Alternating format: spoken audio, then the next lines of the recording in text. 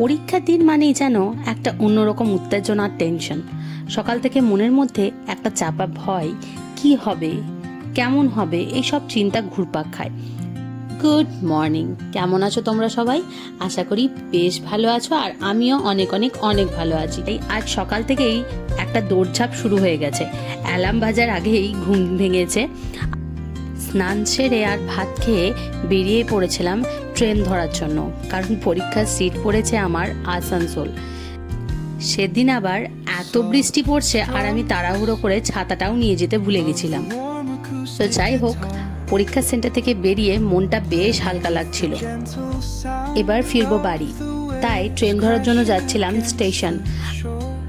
পেয়েছিল চরম খিদে, আর কচুরি দেখে আর থাকতে না পেরে খেয়ে ফেলেছি। এদিকে ব্ল্যাক ডায়মন্ড করে চলে এসেছিলাম অন্ডাল, আর অন্ডালে নেমে দেখি চরম বৃষ্টি হচ্ছে, তাই ঝটপট ট্রেনে উঠে পড়েছি। ট্রেনের জানলা সিট, বৃষ্টি আর গান, এই তিনটে কম্বিনেশন বেশ ভালোই লাগে বলো।